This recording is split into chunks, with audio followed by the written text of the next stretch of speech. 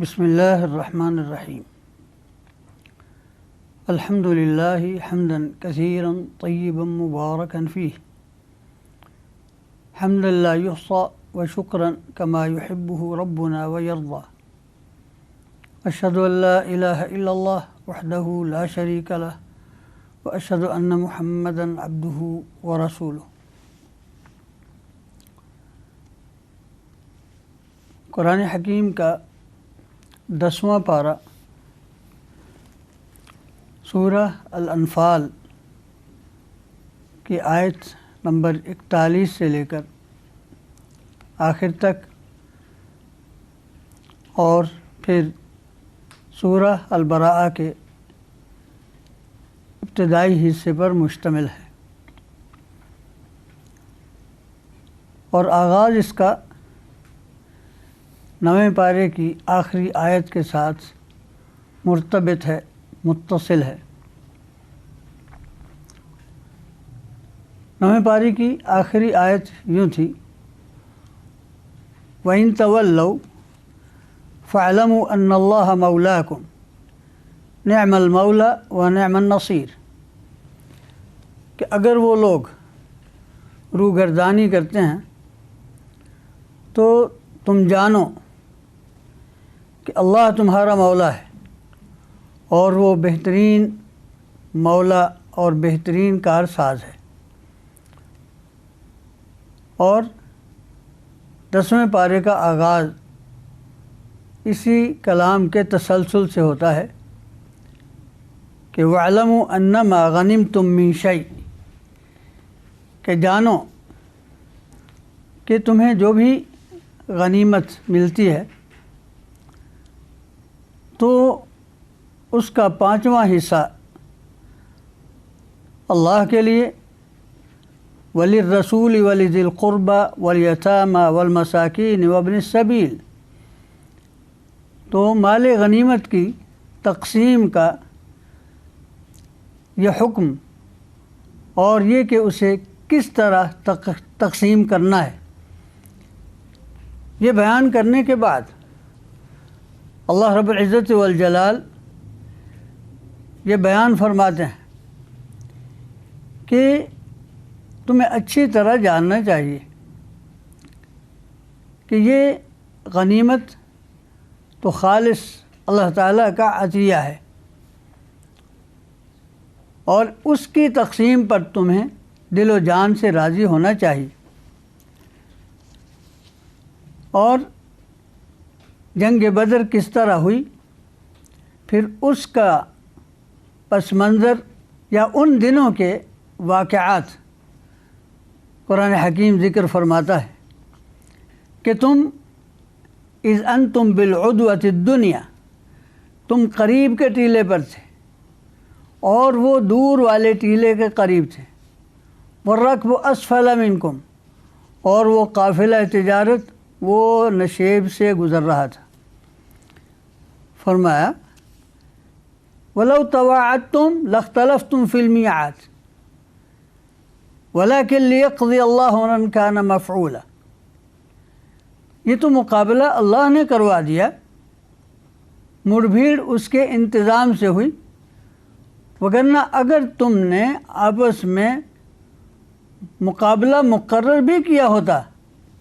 تو پھر تمہارا اس کے وقت یا اس کے مقام پر اختلاف ہو جاتا۔ یہ اللہ کا فیصلہ تھا، لِيَقْضِيَ اللَّهُ أَمْرًا كَانَ مَفْعُولًا لِيَهْلِكَ مَنْ هَلَكَ عَنْ بَيِّنَةٍ وَيَحْيَى مَنْ حَيَّ عَنْ بَيِّنَةٍ وَإِنَّ اللَّهَ لَسَمِيعٌ عَلِيمٌ۔ اور پھر اس کے بعد یہ بیان فرمایا کہ کس طرح اللہ رب العزت والجلال نے تمہاری نگاہوں میں ان کو تھوڑا کر کے دکھایا اور تمہیں ان کی نگاہوں میں تھوڑا کر کے دکھایا، اور فرمایا کہ اگر وہ تمہیں زیادہ دکھا دیتا لفشلتم، تو ہو سکتا ہے کہ تم دل چھوڑ بیٹھتے، وَلَتَنَازَعْتُمْ فِي الْأَمْرِ وَلَكِنَّ اللَّهَ سَلَّمَ، تمہارے درمیان اختلاف ہو جاتا، اللہ نے تمہیں اس صورتحال سے بچایا۔ کہ وہ جانتا ہے سینوں کے حالات کو۔ اور پھر اس کے بعد مسلمانوں کو جنگ کی صورت میں عام تعلیمات دی جاتی ہیں کہ جب دشمن سے مقابلہ ہو تو ان کا رویہ کیا ہونا چاہیے۔ فرمایا یا ایھا الذین آمنوا اذا لقیتم فئۃ فاثبتوا، ایمان والو جب کسی فوج سے تمہارا مقابلہ ہو تو جم جاؤ،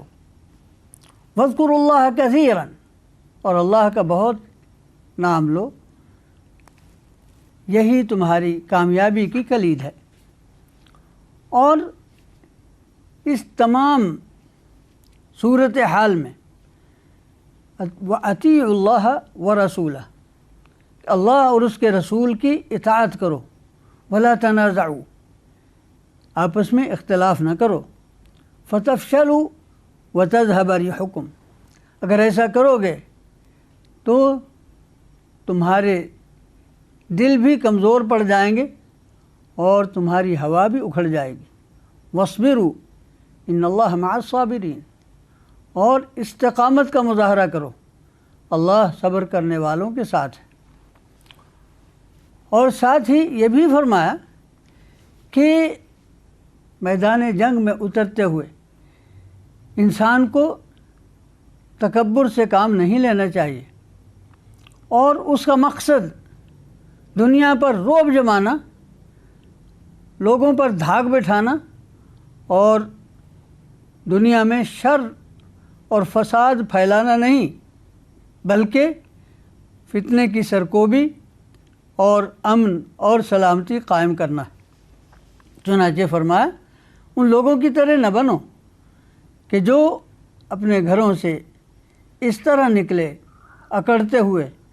لوگوں پر رعب جماتے ہوئے، وَيَصُدُّونَ عَن سَبِيلِ اللَّهِ، لوگوں کو اللہ کی راہ سے روکنے کے لیے، وَاللَّهُ بِمَا يَعْمَلُونَ مُحِيطٌ، اللہ ان کے تمام عمل کا احاطہ کیے ہوئے۔ اور یہ بھی نشاندہی کر دی کہ ان کے اعمال شیطان نے ان کے نگاہوں میں سجا دیے تھے، وہ اپنے آپ کو پتہ نہیں کیا سمجھ رہے تھے۔ وَإِذْ زَيَّنَ لَهُمُ الشَّيْطَانُ أَعْمَالَهُمْ وَقَالَ لَا غَالِبَ لَكُمُ الْيَوْمَ مِنَ النَّاسِ وَإِنِّي جَارٌ لَكُمْ، شیطان نے ان کے عمل ان کی نگاہوں میں سجا دیے اور انہیں کہا کہ آج تو تمہارا مقابل کوئی نہیں ہے اور میں تمہارے ساتھ ہوں۔ اور جب دونوں فوجیں آمنے سامنے ہوئیں تو وہ شیطان جو انہیں ابھار رہا تھا ایڑیوں کے بل پھر گیا اور کہا کہ میرا تمہارا کوئی تعلق نہیں، میں وہ کچھ دیکھ رہا ہوں جو تم نہیں دیکھتے، اور میں اللہ سے ڈرتا ہوں اور اللہ بڑا سخت سزا دینے والا ہے۔ اور اس کے بعد اہل نفاق کی کچھ باتیں جو وہ کر رہے تھے مسلمانوں کے درمیان غلط فہمیاں پھیلانے کے لیے، اور پھر ان کا مذاق اڑاتے ہوئے جو کر رہے تھے ان کی طرف اشارہ ہوتا ہے۔ فرمایا اہل نفاق تو یوں کہہ رہے تھے کہ ان لوگوں کو ان کے دین نے الٹی راہ پر لگا دیا ہے، لیکن تم ان کی باتوں کا غم نہ کرو۔ وَمَن يَتَوَكَّلْ عَلَى اللَّهِ فَإِنَّ اللَّهَ عَزِيزٌ حَكِيمٌ، جو اللہ پر بھروسہ کر کے نکلتا ہے تو اللہ غالب حکمت والا ہے۔ اور پھر یکایک نتیجہ کیا ہوا کہ وَلَوْ تَرَىٰ إِذْ يَتَوَفَّى الَّذِينَ كَفَرُوا الْمَلَائِكَةَ يَضْرِبُونَ وُجُوهَهُمْ وَأَدْبَارَهُمْ وَذُوقُوا عَذَابَ الْحَرِيقِ، فرشتے ان لوگوں کی روحیں اہل کفر کی ارواح اس حالت میں قبض کر رہے تھے کہ ان کے چہروں اور ان کی پیٹھوں پر مارا جا رہا تھا، اور فرشتے ساتھ ساتھ انہیں ڈانٹتے ہوئے کہہ رہے تھے آج آگ کا عذاب چکھو۔ یہ سب کچھ اس لیے کہ جو تم اب عمل کرتے رہے، اور اللہ تعالیٰ اپنے بندوں پر قطعی ظلم کرنے والا نہیں ہے۔ اور یہ سنت الہیہ ہے، فرعون اور آل فرعون کے ساتھ بھی ایسے ہی ہوا اور جن لوگوں نے اللہ کی آیات کو جھٹلایا، اس کے ساتھ کفر کیا، ان کے ساتھ یہی سلوک ہوا۔ ان اللہ قوی شدید العقاب، کہ اللہ قوی ہے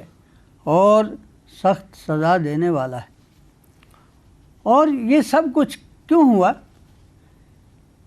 فرمایا یہ قانون الہی ہے۔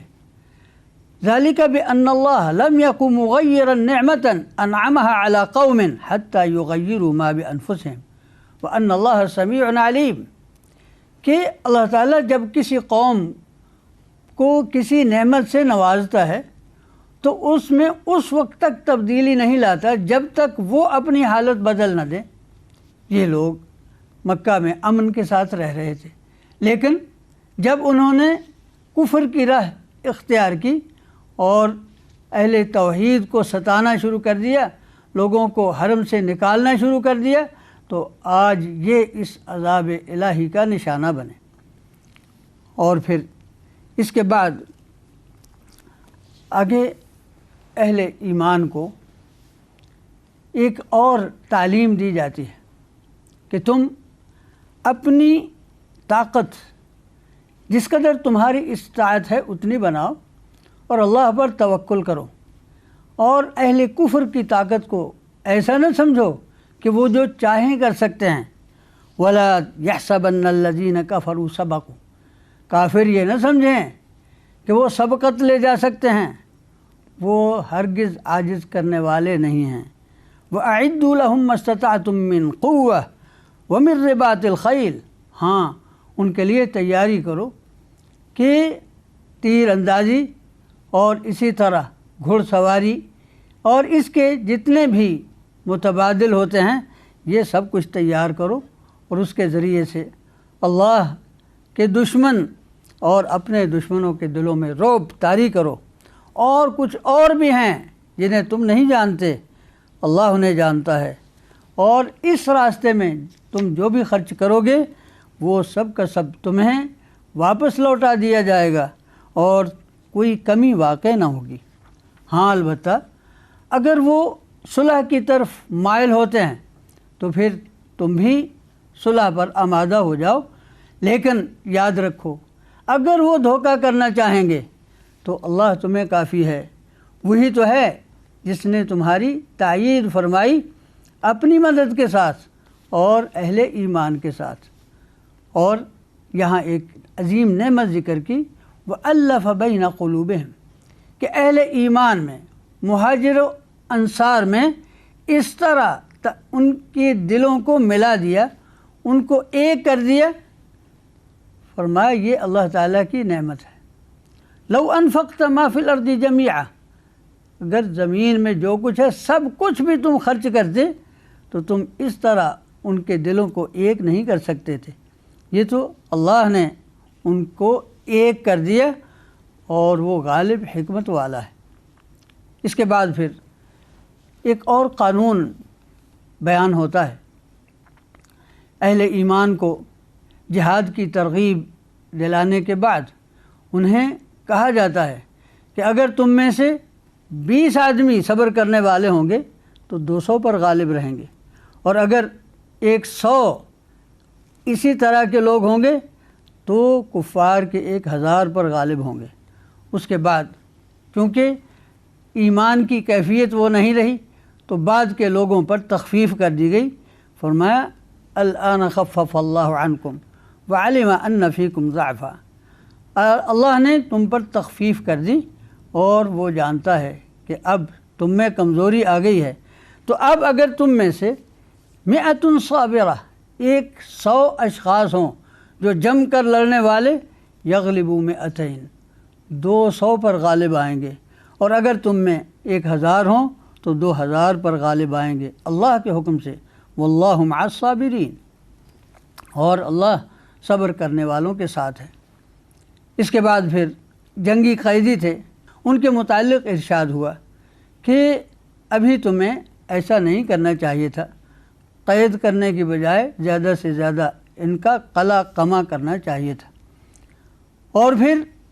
جو جنگی قیدی تھے ان سے مخاطب ہو کر کہا گیا، چنانچہ نبی صلی اللہ علیہ وسلم کو حکم ہوتا ہے کہ اے نبی، جو تمہارے پاس قیدی ہیں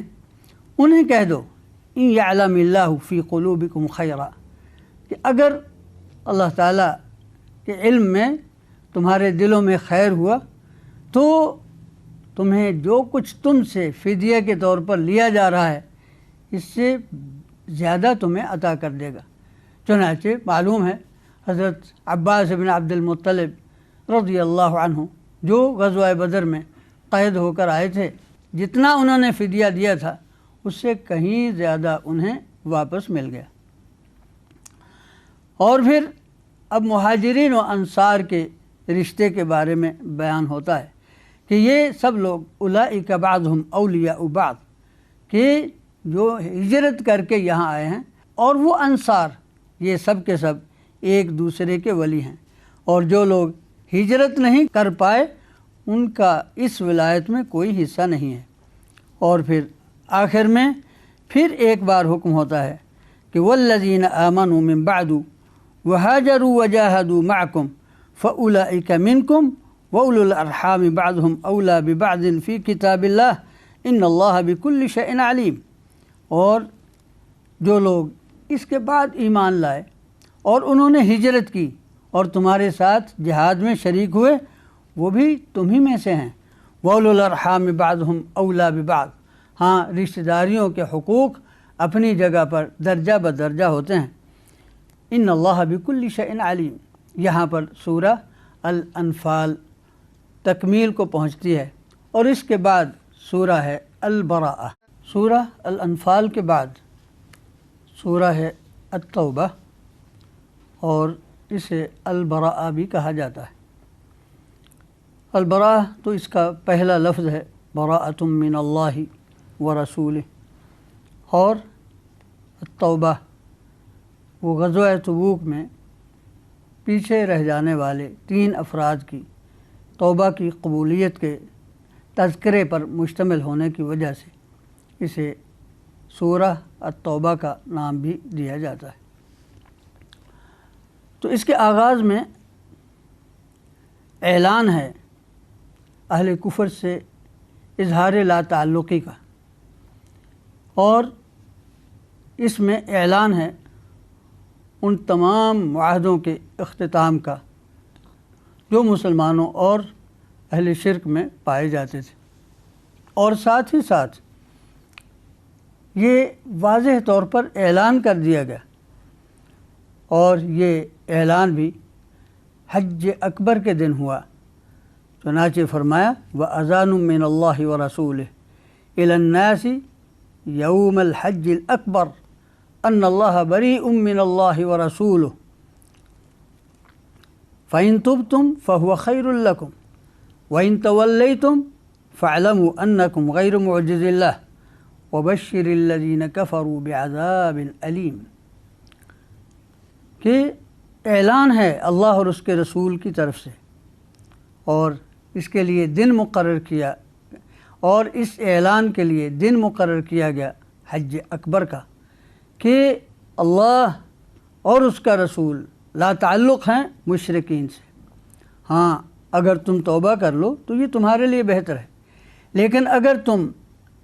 روگردانی پر، انکار پر مصر رہے تو یاد رکھو تم اللہ کو عاجز نہیں کر سکتے،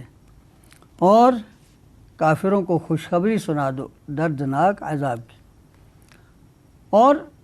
قرآن کا یہ عدل ہے اور اسلام کا یہ اعتدال ہے کہ ایسے وقت میں بھی ان لوگوں کے رویے کو ملحوظ رکھا کہ جو کفر میں اس حد تک نہیں پہنچے تھے کہ معاہدوں کی پاس نہ کرتے ہوں، اور اسی طرح اہل اسلام کے خلاف سخت رویہ اختیار نہ کیے ہوئے ہوں، تو ان کے متعلق بتایا کہ فَأَتِمُّوا إِلَيْهِمْ عَهْدَهُمْ إِلَى مُدَّتِهِمْ، ان کے ساتھ کیے ہوئے معاہدے مدت مقررہ تک پورے کرو۔ اور پھر اس کے بعد اس کی وجوہات بیان کی کہ یہ معاہدے یہ ہم نے نہیں توڑے، یہ مسلمانوں نے ختم نہیں کیے،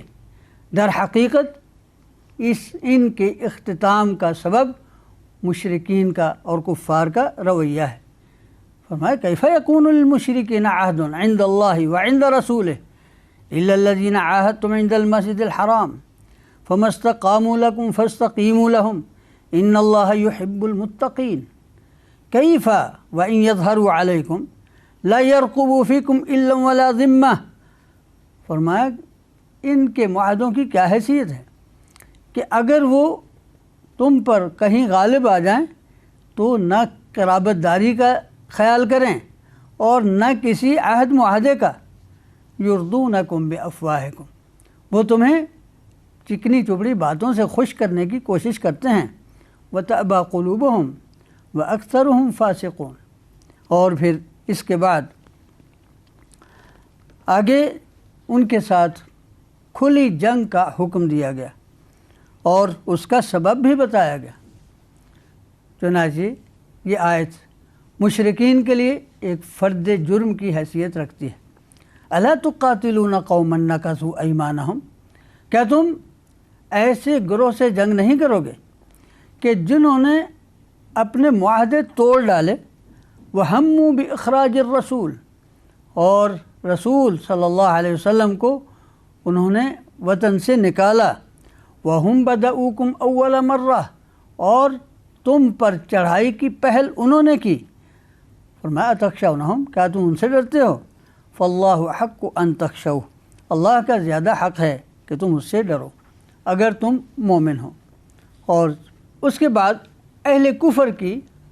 مسجد حرام کی ولایت کے اختتام کا ذکر آتا ہے۔ فرمایا کہ ان کا کوئی حق نہیں ہے، ما کان للمشرکین ان یعمروا مساجد اللہ شاہدین علی انفسہم بالکفر، اس کی طرف سورہ الانفال میں بھی اشارہ ہو چکا ہے۔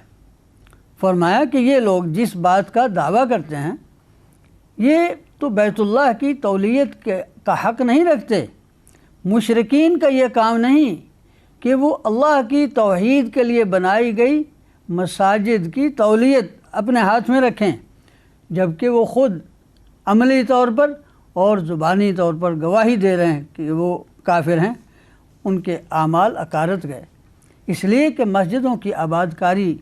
تو ان لوگوں کا کام ہے، من آمن باللہ والیوم الآخر واقام الصلاۃ وآتی الزکاۃ ولم یخش الا اللہ،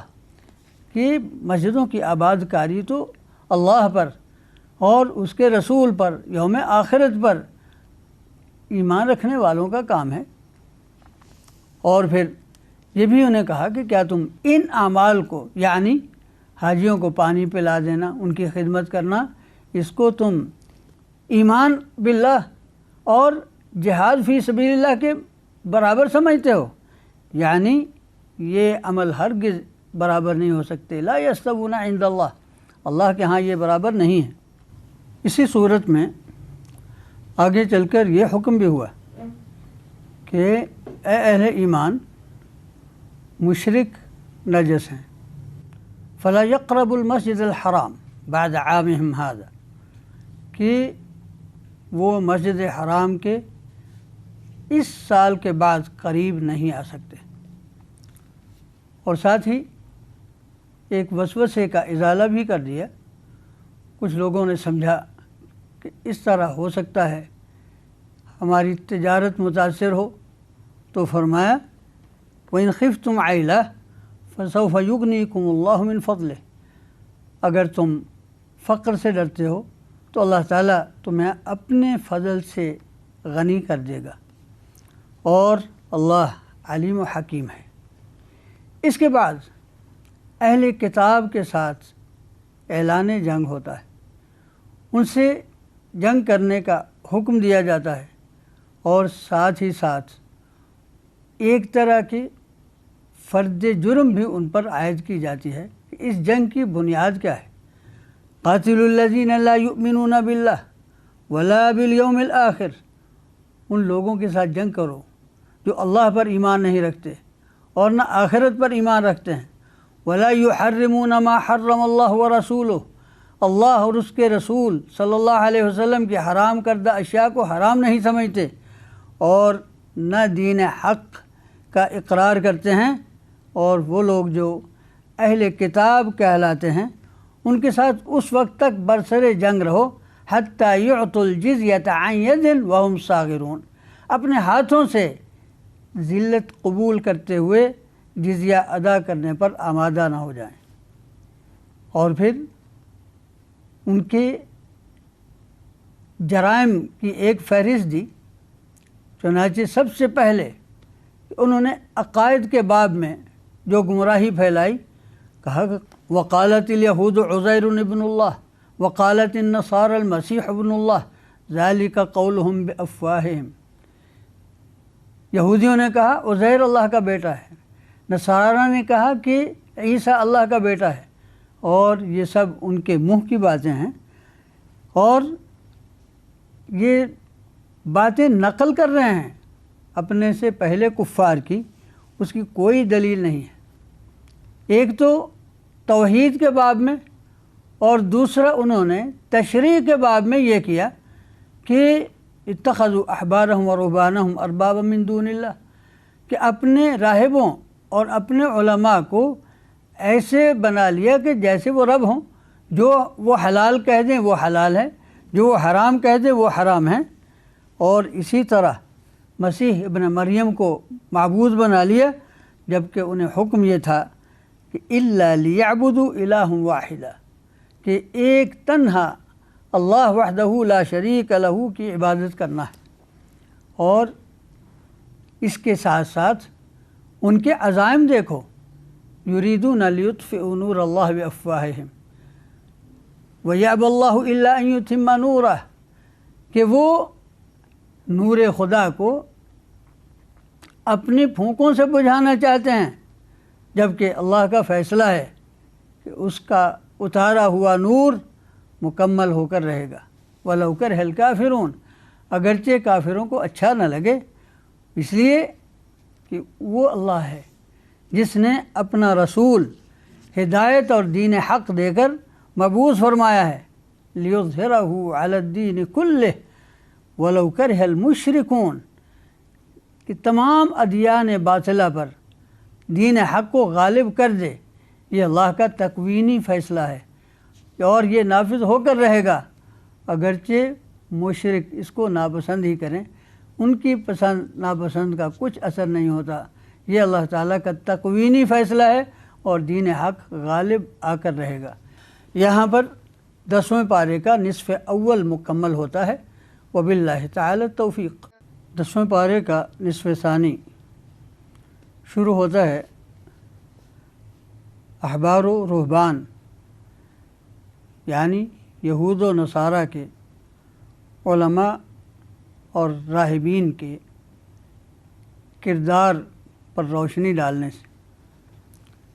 چنانچہ فرمایا کہ ایمان والو،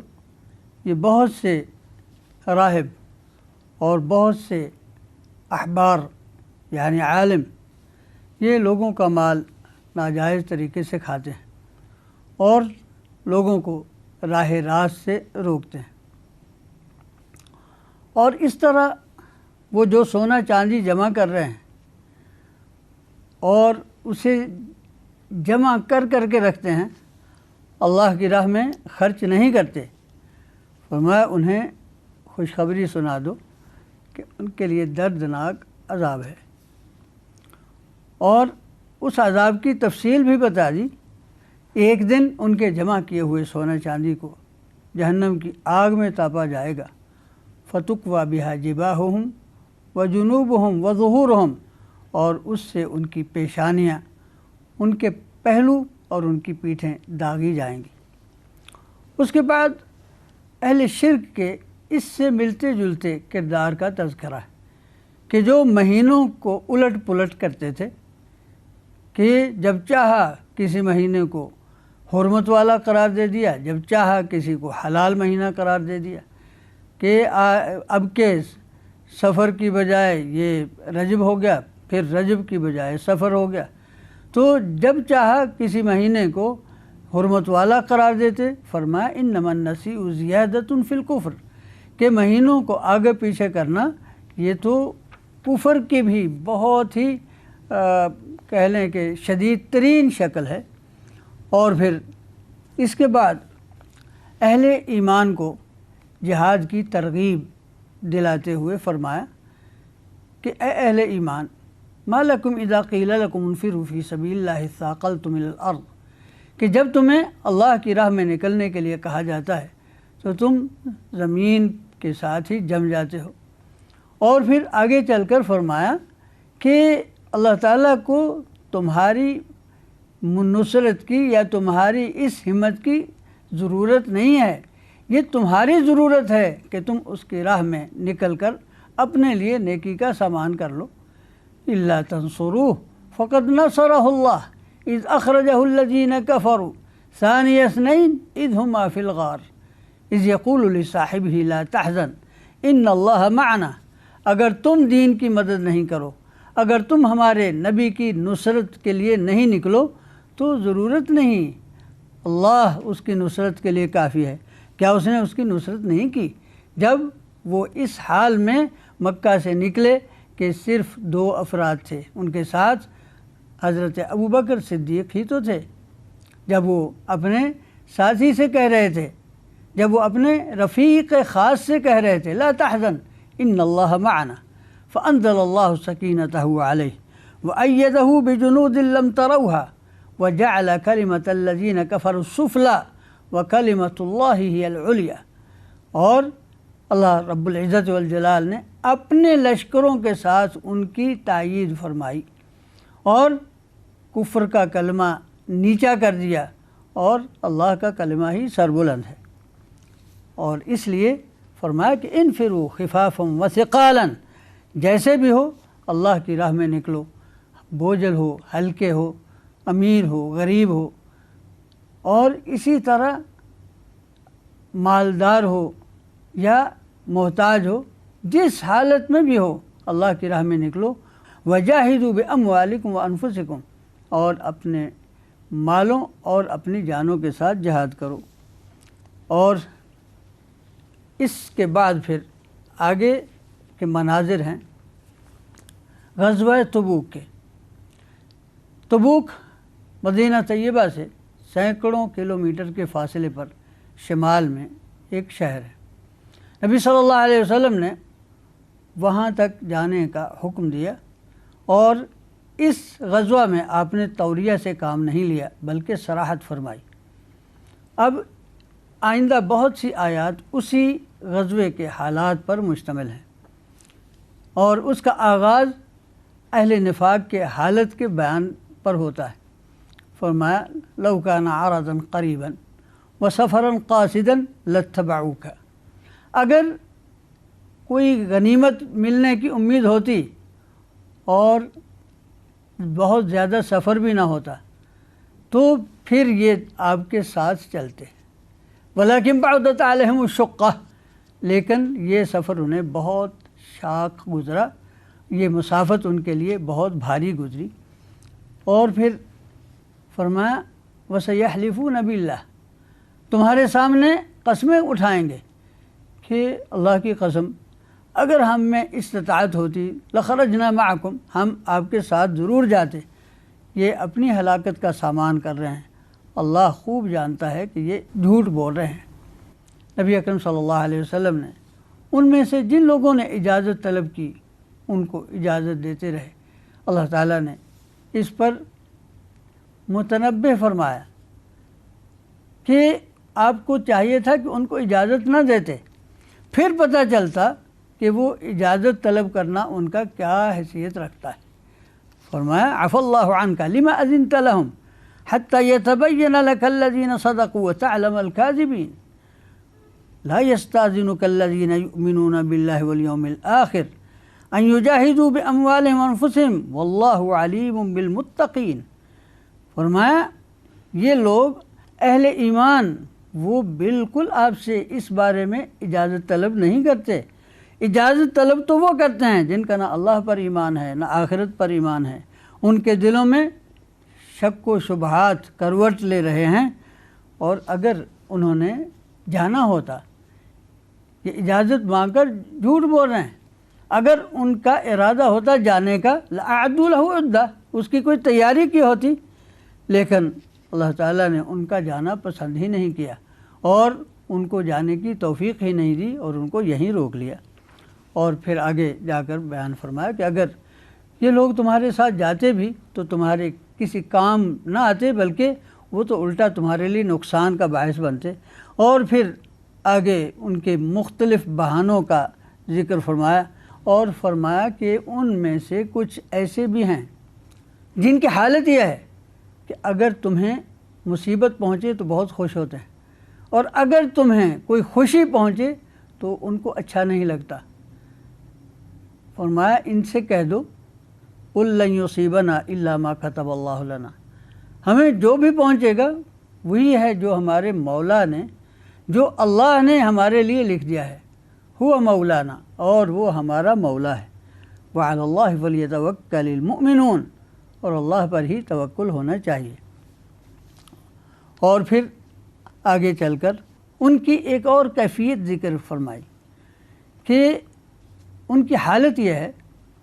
صدقات کی تقسیم کے بارے میں آپ پر اعتراض کرتے ہیں، اور ان کی حالت یہ ہے کہ اگر خود ان کو دے دیے جائے پھر راضی رہتے ہیں، اگر ان کو نہ دیا جائے تو پھر راضی نہیں ہوتے، پھر ناراض ہوتے ہیں، بگڑ جاتے ہیں۔ اور فرمایا کہ اگر اللہ تعالیٰ کے دیے ہوئے پر اور رسول اللہ صلی اللہ علیہ وسلم کی تقسیم پر راضی ہوتے اور کہتے حسبنا اللہ سیؤتینا اللہ من فضلہ ورسولہ انا الی اللہ راغبون، اگر یوں کہتے تو ان کے لیے بہتر تھا۔ اور پھر آگے بیان ہوا کہ صدقات کی تقسیم جو حضرت محمد رسول اللہ صلی اللہ علیہ وسلم کر رہے ہیں وہ اپنی مرضی سے نہیں کر رہے، اسی لیے نبی اکرم صلی اللہ علیہ وسلم سے ایک شخص نے جب صدقہ مانگا تو آپ نے فرمایا کہ دیکھو یہ ایسا مسئلہ ہے جس میں اللہ رب العزت والجلال نے کسی کے سپرد نہیں کیا، بلکہ خود اس کے مصارف متعین کیے، یہ اس کے مصارف ہیں، اگر تم ان میں سے ہو تو تمہیں دے دیتا ہوں۔ چنانچہ فرمایا انما الصدقات للفقراء والمساکین والعاملین علیہا والمؤلفة قلوبهم وفی الرقاب والغارمین وفی سبیل اللہ وابن السبیل فریضة من اللہ واللہ علیم حکیم، کہ صدقات ان کا استحقاق کن کا ہے؟ فقراء، مساکین، اور جو اس کے کارندے ہیں یعنی تحصیلدار، اور پھر جن کی تالیف قلوب مطلوب ہو، یا پھر غلام آزاد کرنے میں، یا پھر جو بہت زیادہ مقروض ہو گئے ہیں، یا پھر اللہ کی راہ میں جو نکلے ہوئے ہیں، اور اسی طرح مسافر، یہ اللہ تعالیٰ کی طرف سے مقرر کردہ فریضہ ہے، اور اللہ علم والا، حکمت والا ہے۔ اور اسی صورت میں اللہ رب العزت والجلال نے اہل نفاق اور مخلص مسلمانوں کا تقابل بھی کیا ہے۔ چنانچہ فرمایا المنافقون والمنافقات بعضهم من بعض، کہ منافق مرد و عورت یہ ایک دوسرے سے ہیں، اور ان کا کام کیا ہے؟ یأمرون بالمنکر وینہون عن المعروف، کہ برائی کا حکم دیتے ہیں اور نیکی سے روکتے ہیں، ویقبضون ایدیہم، اپنے ہاتھ سمیٹ کر رکھتے ہیں، نسوا اللہ فنسیہم، انہوں نے اللہ کو بھلایا ہوا ہے اور اللہ کی رحمت کو ان کا کچھ خیال نہیں ہے۔ ان المنافقین هم الفاسقون، یہ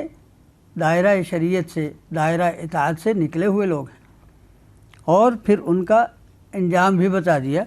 فرمایا وعد اللہ المنافقین والمنافقات والکفار نار جہنم خالدین فیہا ہی حسبہم ولعنہم اللہ ولہم عذاب مقیم، اللہ کا وعدہ ہے منافق مردوں اور عورتوں سے اور اسی طرح تمام کفار سے کہ ان کے لیے جہنم کی آگ ہے جس میں وہ ہمیشہ رہیں گے، اور وہ ان کی سزا کے لیے کافی ہے، اور اللہ نے انہیں لعنت کر رکھی ہے اور ان کے لیے ہمیشہ رہنے والا عذاب ہے۔ اس کے بالمقابل فرمایا والمؤمنون والمؤمنات بعضهم اولیاء بعض، مومن مرد و عورت ان کی ولایت، ان کے دلی تعلق آپس میں ہے، ایک دوسرے سے ہے۔ یامرون بالمعروف، یہ نیکی کا حکم کرتے ہیں، برائی سے روکتے ہیں، ویقیمون الصلاۃ، نماز قائم کرتے ہیں، ویؤتون الزکاۃ، اور زکوٰۃ ادا کرتے ہیں، ویطیعون اللہ ورسولہ، اللہ اور اس کے رسول کی اطاعت کرتے ہیں، اولئک سیرحمہم اللہ، اللہ تعالیٰ انہیں اپنی رحمت سے نوازے گا، ان اللہ عزیز حکیم۔ اور فرمایا وعد اللہ المؤمنین والمؤمنات جنات تجری من تحتها الانہار خالدین فیہا ومساکن طیبہ فی جنات عدن ورضوان من اللہ اکبر ذالک هو الفوز العظیم۔ اللہ کا وعدہ ہے مومن مردوں اور عورتوں سے ایسے باغات کا جس میں نہریں بہتی ہیں، جس میں وہ ہمیشہ رہیں گے، اور پاکیزہ گھر، ایسے باغات میں جو سدا بہار ہیں، اور اللہ کی طرف سے رضامندی، اللہ کی رضا کا حصول، یہ سب سے بڑی بات ہے، یہ بہت بڑی کامیابی ہے۔ سورہ البراء میں منافقین کے کردار کے بہت سے گوشے واضح کیے ہیں، اسی لیے حضرت عبداللہ بن عباس اس سورت کو الفاضحہ یعنی رسوا کن بھی کہا کرتے تھے۔ سورہ البراء میں بتایا گیا کہ منافقین اللہ کی راہ میں مال خرچ کرنے کی ہمت ہی نہیں رکھتے، اور اگر کبھی جوش میں کبھی وعدہ کر بھی بیٹھتے ہیں تو پھر جب موقع آتا ہے تو پھر اس کی ہمت نہیں پاتے۔ چنانچہ فرمایا ان میں کچھ ایسے بھی ہیں اللہ سے وعدہ کرتے ہیں کہ اگر ہمیں اللہ نے اپنے فضل سے کچھ دیا لنصدقن، تو میں ضرور صدقہ کروں گا، وَلَنَكُونَنَّ مِنَ الصَّالِحِينَ فَلَمَّا آتَاهُم مِّن فَضْلِهِ بَخِلُوا بِهِ، لیکن جب اللہ نے اپنا فضل سے انہیں عطا کر دیا اب لگے بخل کرنے، وَتَوَلَّوْا وَهُمْ مُعْرِضُونَ، اور پھر ایسے منہ موڑ کر چل دیے جیسے جانتے نہیں۔ تو یہی نہیں کہ وہ خود خرچ نہیں کرتے، بلکہ جو لوگ خرچ کرتے ہیں ان کا مذاق اڑاتے ہیں۔ اگر کوئی زیادہ خرچ کرتا تو عبد الرحمن ابن عوف سے رضی اللہ عنہ، عثمان ابن عفان رضی اللہ عنہ، وہ جب ڈھیروں مال خرچ کرتے تو منافقین کہتے یہ تو دیکھو اپنی دولت کی نمائش کر رہے ہیں، ریاکاری کر رہے ہیں۔ اور کہیں کوئی مزدور تھوڑا سا مال یا تھوڑی سی چیز پیش کرتا تو کہتے دیکھو کہ اللہ تعالیٰ کو اس کی ایک سا کھجور کی بہت ضرورت ہے۔ تو وہ ہر حالت میں صدقہ کرنے والوں کا مذاق اڑاتے۔ فرمایا الذین یلمزون المتطوعین من المؤمنین فی الصدقات والذین لا یجدون الا جہدہم فیسخرون منہم سخر اللہ منہم ولہم عذاب علیم۔ وہ لوگ جو صدقہ کرنے والوں کا مذاق اڑاتے ہیں، اور ان لوگوں کا کہ جو یعنی انتہائی محنت کر کے جو تھوڑا بہت ان کے پاس ہوتا ہے اس میں سے صدقہ کرتے ہیں، ان کا یہ مذاق اڑاتے ہیں، اللہ ان کا مذاق اڑائے گا اور ان کے لیے دردناک عذاب ہے۔ اسی لیے ان ایسے منافقین کے لیے حکم ہوتا ہے استغفر لهم او لا تستغفر لهم ان تستغفر لهم 70 مرہ فلن یغفر اللہ لهم، ان کے لیے استغفار کرو یا نہ کرو برابر ہے، اگر 70 بار بھی ان کے لیے بخشش مانگو گے تو اللہ ان کو بخشنے کا نہیں۔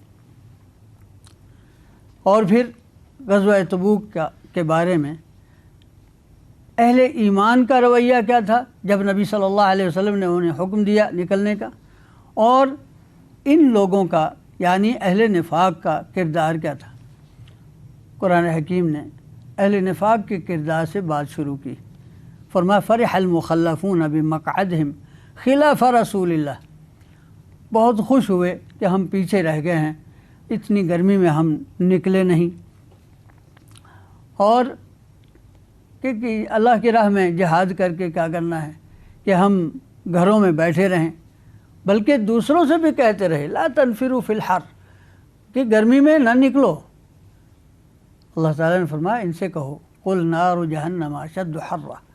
کہو کہ جہنم کی آگ زیادہ گرم ہے۔ ایک طرف اہل نفاق کا یہ کردار تھا کہ وہ بہانے بنا کر اجازت لے کر خوش ہو رہے تھے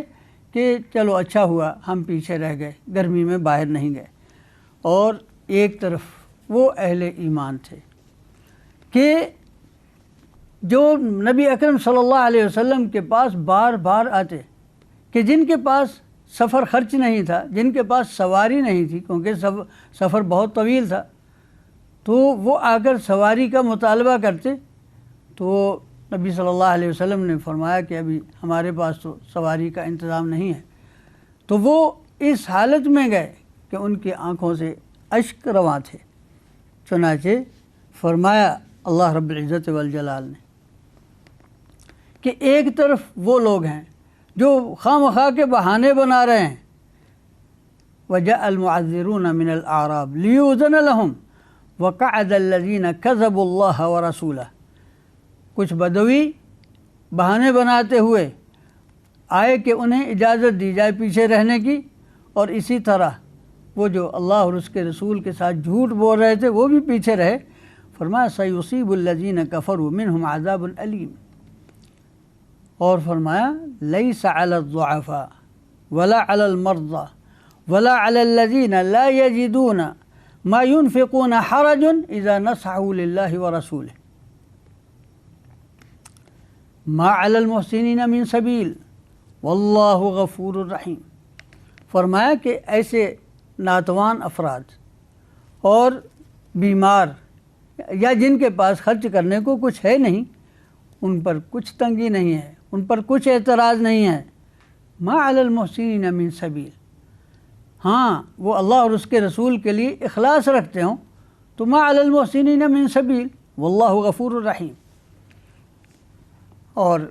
چند آدمی وہ بھی تھے، فرمایا ولا علی الذین اذا ما اتوک لتحملہم،